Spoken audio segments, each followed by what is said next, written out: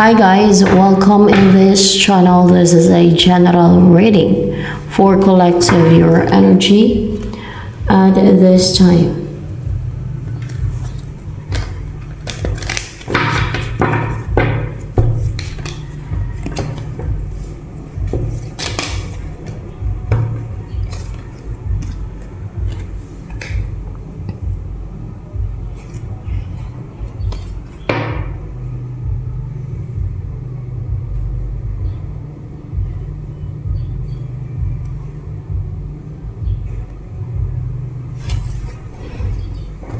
Meron kang lalayuan eh. Kasi gusto mo ng peaceful na buhay. Gusto mo ng bumuo ng pamilya. Gusto mo ng mamuhay ng kumpleto at prosperous with your person. Go to the earth. Mother Universe.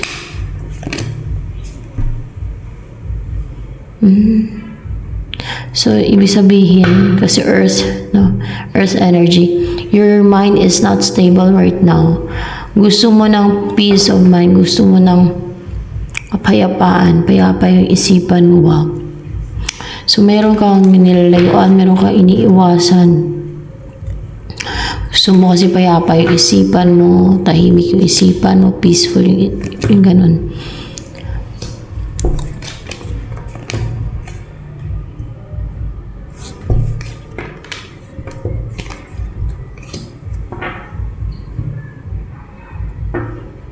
Meron lang gumagawa ng deceit. Merong mga atake para hindi ka makapag-take ng action. Para hindi mo umpisahan yung maybe it's your goal eh. And na parang wala kang strength, wala kang inner strength na maumpisa mo yung dapat maumpisahan. Na hindi ka nag-reach out sa yung person.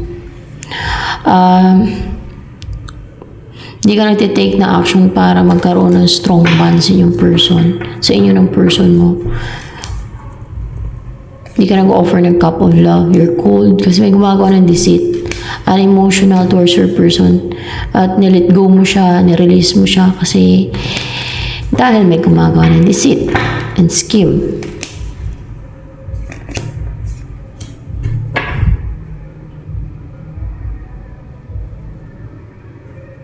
At hindi ka naman defensive na, pero nilet go mo siya, nirelease mo siya, you're cold and not willing na mag-offer ng cup of love para makasama siya. So, para bang hindi ka willing na makasama itong person na to. You're not defensive, you're not guarded anymore. But ganun ang effect ng deceit dito sa'yo.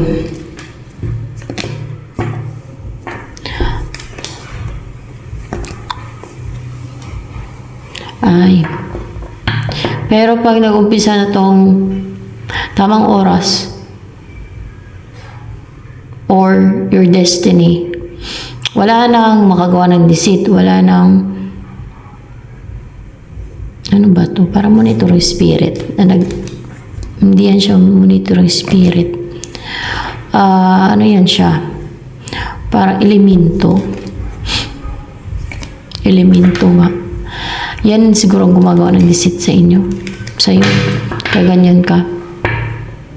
Hindi na yan siya makapang-monitor, hindi na siya makagawa ng deceit pa ang elemento na yan.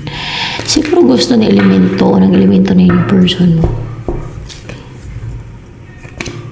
Malamang gusto niya mapangasawa yung person mo. Kaya gumagawa ng deceit yan siya. Madaya, ano? So, ano pa?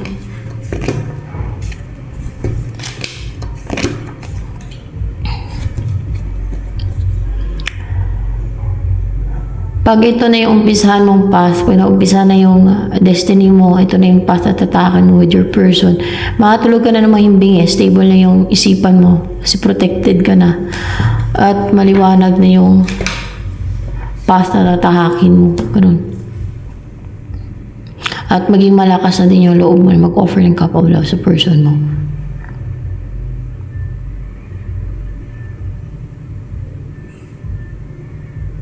What's with the whip here? Pwede ding reversal ito sa iba.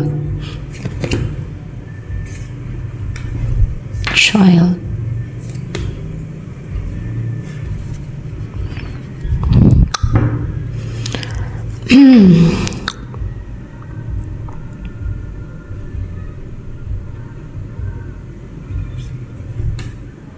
Yung magiging anak mo, para siyang ano yung tagapuksa ng evil. Tagapuksa ng evil kasi may whip dito. Yan ang tagapuksa ng evil, no? Yung magiging anak ninyo. At possible maging famous na siya, yung parang demon hunter tawag. Tama ba? Ganun. Tagapuksa ng evil. Bakit pupuksain ng evil? Kasi like mga evil forces, no? Kasi nga nasa end of times na tayo. Balilipulin naman talaga yung mga evil. Yung mga evil forces. Ilagay doon sa abyss. Sa abyss ba? Alam ko sa abyss eh. O sa impyerno. Alam ko sa abyss. Diyan sila lalagay.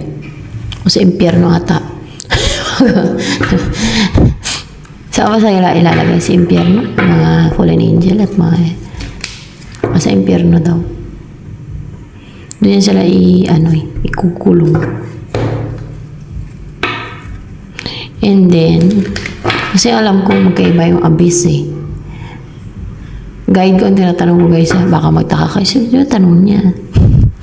Lalo kung baguhan pa lang. Guide ko ang tinatanong ko dito. Kasi hindi ko naman alam yan kahit nagtatanong ako. So yan. Ganun talaga, pag hindi alam, magtanong sa nakakaalam, di ba? Sila nakakaalam yan, yung mga hidden information yan, yung mga profound knowledge yan, yung mga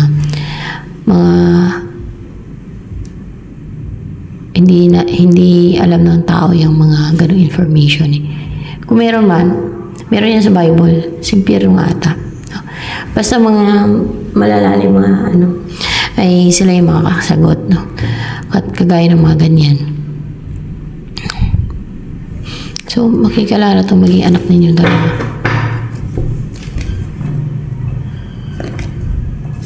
Na matagumpay, very brave, and victorious over evil.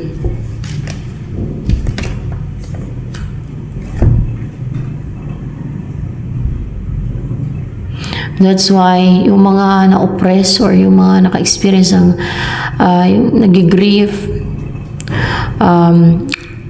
ina-atake ng mga evil forces para mag-juggling, para hindi makapag-decide, at yung mga nag-grief, nag-emotional, naka-experience ng depression, mga ganyan, or sadness, matinding sadness, matinding kalungkutan, ay makarecover na kasi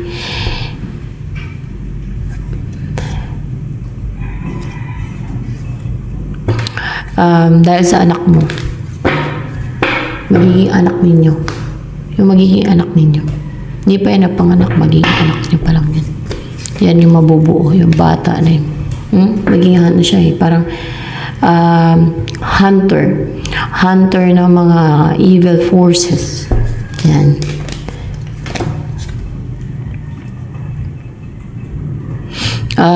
Body and mind. And ito yung magiging anak ninyo. Walang blockage sa kanyang energetic field. Clear and powerful yung body and mind niya. Strong. Very positive, passionate, and confident, courageous, fiery, powerful, strong, rooted, grounded, full of desire, na malipol na agad yung mga evil forces. Yan. Napakalakas na maging anak nyo. Kailan ba yung maging anak nyo na ganyan, na maging hunter? Isa lang ba? Hindi. Ilan? Makadalawa ba kayo ng anak na ma-hunter? Dalawa. Dalawa sila. Baka babae at lalaki. Maging anak ninyo. Parang kanta na Demon Hunter, no? Demon Hunter. Meron naman talagang ganyan. At yung mga ganon, madalang lang yun na at yung mga ganyan may kakayanan na ganyan.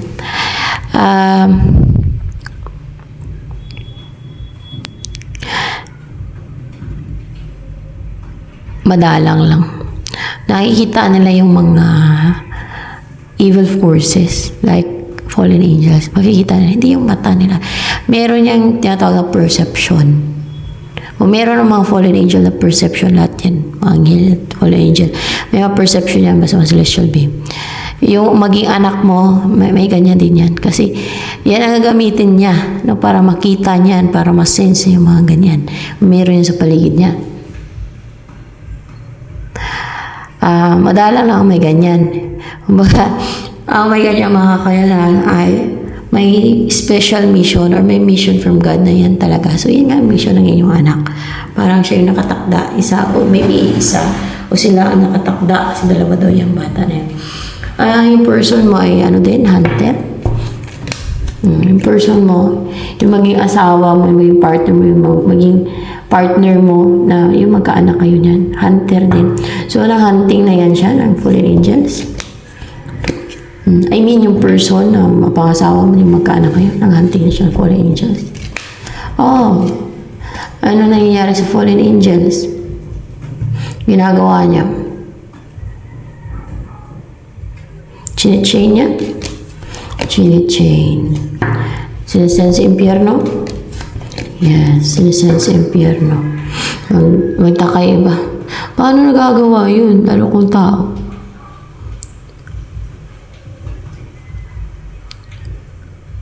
Parang imposible naman. Imposible sa tao. Pero sa may mga mission from God, ganyan. Yun ang makaka-relate dyan.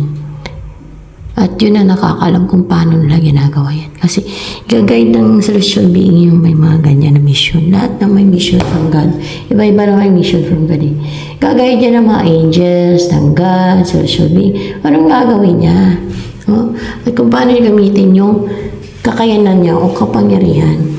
May taglay talaga ang mga kahit ability lang eh.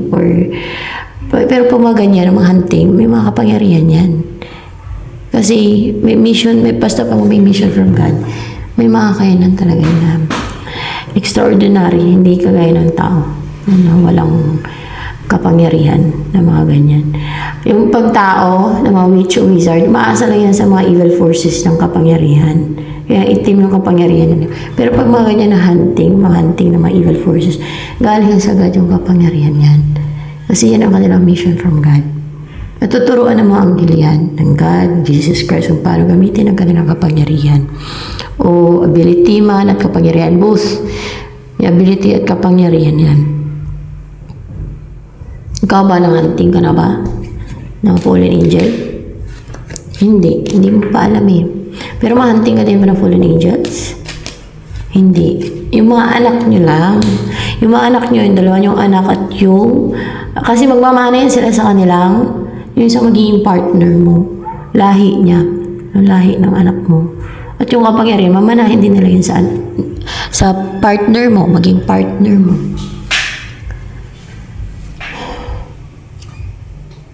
Yung iba hanggang kantala na demon hunter sila, pero tingnan nyo, may mga na-hunting ng ano na. Meron ng na-hunting, oh.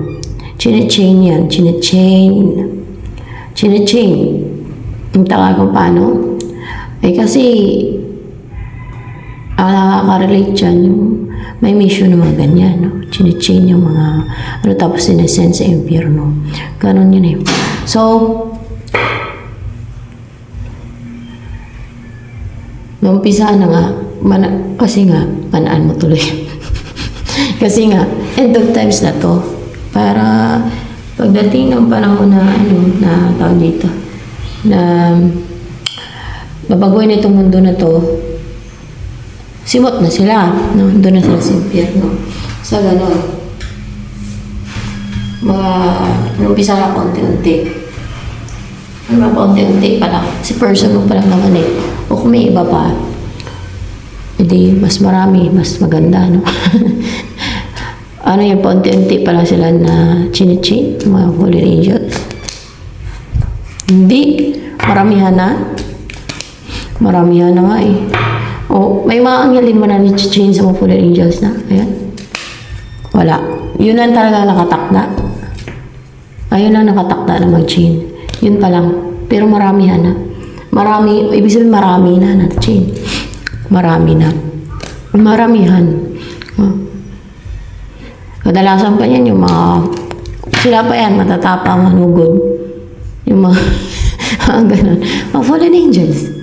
Ay, ganun sila katapang, guys. Tatapang yan, kala niya. Basta ganyan yan. So, eto kung sino lamang makaresonate dito, ha. So, ayan. Baka kung mayroon pang iba ay hindi pa nila nagagawa, no? Kung mayroon pang iba ng ganyan ang mission. Meron kasi nakatakda yung person mo. Yung magiging anak ninyo. Yan. Ewan ko lang kung may iba pa. Ewan ko lang. Hindi ko na kailangan tanong pa. Baka magtampo iba, ba't gano'n siya lang? Alam niyo naman iba, gusto nila sila din. Eh kaso lang, kung yun lang talaga, ang nakatakda dyan, wala naman tayong magawa yan, di ba? So, storm warning. At, so, ganun talaga yun. Wala na ipilit kung hindi naman sila naka-assign dyan. Wala silang mission na ganyan. O kunwari, iba yung kanilang mission, no? Kung anong meron sila, tanggapin na lang nila. Ganun dapat. Hindi na makipag-compete pa na ipilit ang hindi naman, no? Hirap yung ganun. Katulad sa person, kung ayaw sa'yo ng person, mahirap din yung ipilit mo yung sarili mo, masasaktan ka lang din, no? Kaya ako lang, mas gusto ko kung ako lang, kung sa akin lang, based on my opinion, mas gusto ko yung maging partner yung mahal ako eh. Yung mahalaga ako sa kanya na mahal ako kaysa sa mahal ko siya. No? Kasi sa tao na mahal ko nga, eh, hindi naman ako mahal. Di ba? Mas gusto ko na lang makasama yung taong mahal ako at mahalaga ako sa kanya. Kasi, pag yun ang tao na kasama mo sa buhay, hindi ka niya pababayaan eh. Mamahalin ka niya, iingatan ka niya pag mahal ka niya at mahalaga ka sa kanya eh. Oh, para ba you will feel safe and secure, maging protector mo pa, hindi ka para i-taken for granted, hindi ka baliwala sa kanya, gano'n. Alam mo yung hindi niya kaya pagka malungkot ka o nasasaktan ka, alam mo yung ikakalm ka pa niya, kunwari kung may problema ka or else ay umiyak ka, ay ano ka pa niya, i-comfort. Yung ganun pag mahal ka ng tao. So, storm warning.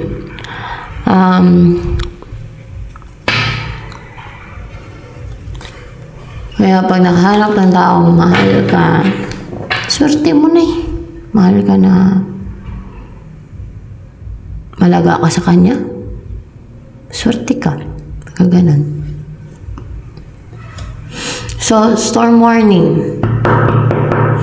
Merong warning dito. Storm warning. So, ano pa? Yun lang yan. Na maging ano pala? Maging ano na maging komportable na yung buhay mo. So, yan na yung warning, no? Parang ito na yung papasok sa buhay mo na maging komportable. Ang buhay mo, blossoming abundance talaga, hindi lang abundant yung maging buhay mo, kundi blossoming abundance, no? Talagang nagbo-blossom na abundance. At maging secured and safe ka. I mean, komportable and secure financially, yung ganyan. Stable. Pero financially, the thinking woman,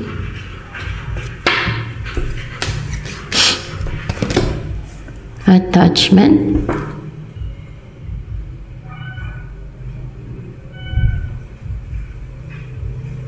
mapapaisip ka sa tao na ina-attach ka sa kanya. Kung ikaw ay babae, pero kung ikaw ay lalaki, may nag-iisip sa'yo na babae. Ayan. And then, na na-attach sa'yo. 6 chakra, Archangel Metatron.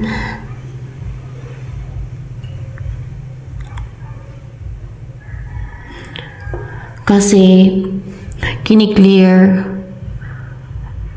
or binabalance, inactivate, pinapalakas ni Archangel Metatron ng iyong 6 chakra, which is crown chakra, para maging clear, para hindi na maging clouded, para malaman mo na kung sino ang tunay na the one, kung sino ang nakatadhana, sabihin na natin nakatadhana na magkaanak kayo, na magsama kayo, pero itong mapapangasawa mo, hindi to ordinaryong tao.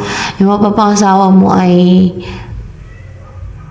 para bang demon hunter siya, guys. Yun ang kanyang mission, pati magiging anak ninyo, hindi ka kasali. Kasi maring wala kang ganong kakayanan. Baka ikaw pa hantingin ng mga demon.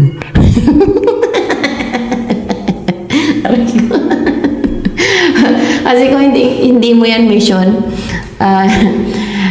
syempre, ano yung panghunting mo? Wala ka namang kakayanan, kung walang binigay ang God sa'yo na ability o kapangyarihan para mag-send ng mga ganyan, o kaya ay mag-chain ng mga ganyan.